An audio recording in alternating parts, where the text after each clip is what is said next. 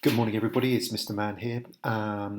It's Monday, the 8th of June, and I hope you are all well and safe and remaining to try and keep those social distances when you're out and about with your family and friends. This week, we start the Wellbeing Weeks, which is an opportunity for your tutors and progress leaders to give you a ring at your home just to see how you are and see how you are doing with your work and just an opportunity to catch up because as we enter our 12th week, we know it's been a long time since we've had an opportunity to see you at all. So please have a look out on Show My Homework for the appointment and the time and day in which your tutor or progress leader will be giving you a ring. Okay, it's really important that we have a chat with you, and I know the staff here at Amory are really looking forward to that opportunity. For this week's assembly, I wanted to actually focus on something which is very current and in a lot of the news at the moment and has really stirred the emotions of the black and white community across the world, and that is the very sad death of a gentleman called George Floyd. George was an African American who died after being held in police custody on the 25th of May. Officers said he was suspected of using fake money, and they stopped him and held him down by kneeling on his neck. Despite saying he couldn't breathe, he wasn't released, and soon afterwards he died. 4 police officers had been sacked. One of them has been charged with second-degree murder, and the 3 others are facing charges of aiding and abetting.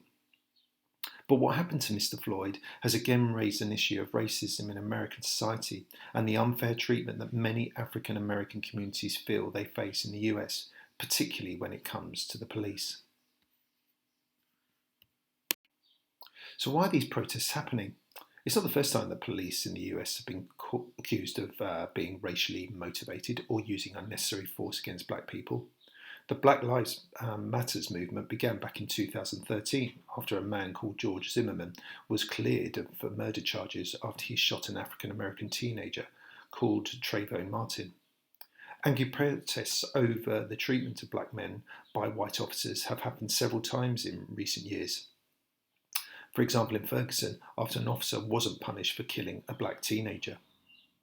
So many people in America feel that the police and the justice system treat black people unfairly compared to how they treat white people. African Americans are 5 times more likely to be sent to jail than white Americans, for example. The state of Minnesota has launched a civil rights investigation into the Minneapolis Police Department, aiming to root out what they call the systematic racism that is generations deep.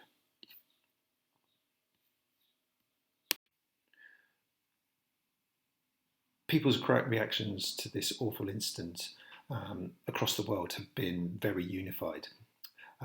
Thousands have gone to the streets to protest and share their anger at the way, not only in the way in which George Floyd was treated, but also in general the way that black and Asian minority populations are treated in general.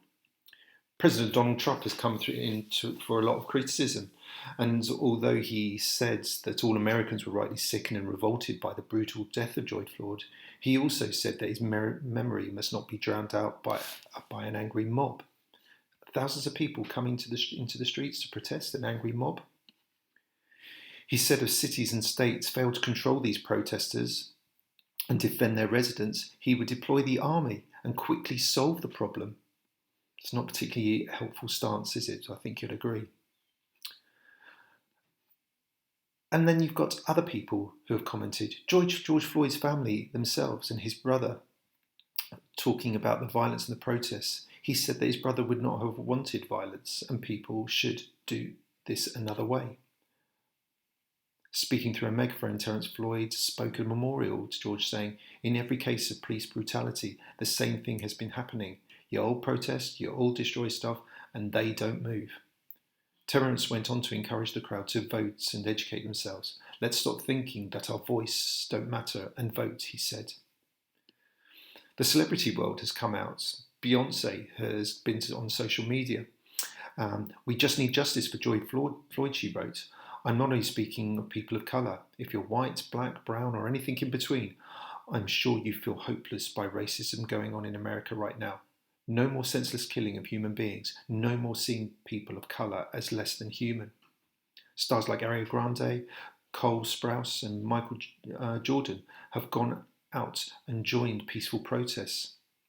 And another way the entertainment world has shown its concern was on the 2nd of June, many record labels, musicians, and other celebrities pledged to take a break from their social media using the hashtag Blackout Tuesday. Former US President Barack Obama also made a powerful speech at a public event. He said, "I want you to know that you matter. I want you to know that your lives matter, that your dreams matter. And when I go home and I look at the faces of my daughters, Sasha and Malia, and I look at my nephews and nieces, I see limitless potential that deserves to flourish and thrive. When sometimes I feel despair, I just see what's happening with young people all across the country and the talent and the voice and the sophistication and they're displaying, and it makes me feel optimistic. It makes me feel as if this country is going to get better." So on this slide you see what the actual definitions are of racism and xenophobia. And as you read through these, questions I ask you yourself is, how on earth does this exist in the world today? How has it ever existed? Because you're clearly not born with these views. It's clearly not something that is genetically imprinted into our brain. So why on earth would people feel as though they wanted to treat people differently, solely on the colour of their skin or where they came from, their background?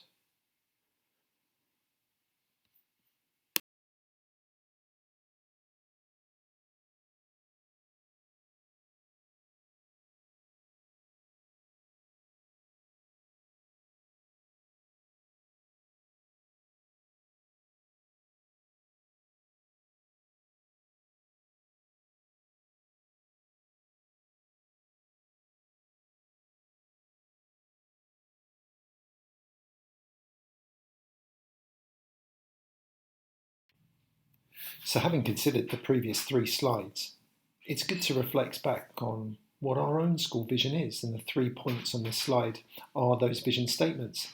The third one being the most pertinent: we wish for all students to care and respect all other individuals, regardless of disability, gender, race, culture, religion or sexuality. It's implicit in what we believe at our school, that everyone is equal. Everyone should be treated fairly. And so education plays an important part in developing our ideas, developing our thoughts and perceptions about different people, and hoping, and we all hope, that as you go through our school and eventually when you get to the point when you leave school, you can go into this world where you don't discriminate against individuals, where you treat people fairly, regardless of where they come from and what their background is. And I hope our vision, that's been around for quite a while now, is something that can be maintained for a very long time in the future. We are incredibly fortunate that we live in such a tolerant society here in the UK, where we accept people no matter who they are, where they're from, or what their religion is, or the colour of their skin. And we've learnt over the many, many hundreds, if not thousands of years, to work alongside different people. And that's been amazing. And although there is a small minority in our country who might feel opposite, who might have racist or xenophobic views, I believe that the vast majority of people in our society are good, caring and understanding people. But if there was ever a temptation to think of foreigners as being just foreigners or being alien to ourselves, one just has to look around our house, and this slide just says it all really, about how we are reliant on different cultures and different people to provide us with the things that we just take for granted and we just accept. How many things here, as you go around your house, you can say actually come from a different country?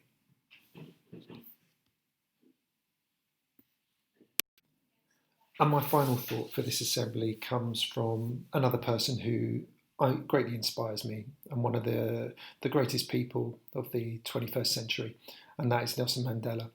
And I think it sums up really where we are and where we should be in the future. And I will read this to you because I think it is so important. And he said, "No one is born hating another person because of the colour of their skin, or his background, or his religion. People learn to hate. And if they can learn to hate, they can be taught to love. For love comes more naturally to the human heart than it is opposite." And I think in the next few days and weeks that come, from this awful, awful situation. I hope that the anger that people are displaying and the frustration and the disappointments that comes, that we can find ways in which we can educate, that we can teach people, and then we can move forward as a society and as individuals to make sure that there is never an imbalance between what people have and what people don't have, that people aren't treated differently, as I say, because of the colour of their skin or their religion, and that we can move forward not only just society but as a world that is supportive of each other and cares for each other with no questions asked. Amy Hill, have another good week ahead. Lots to do. I hope your conversations that you start to have this week and next week with your tutors and progress leaders are helpful and supportive. And I'll speak again next week in my next assembly. For now, take care. Goodbye.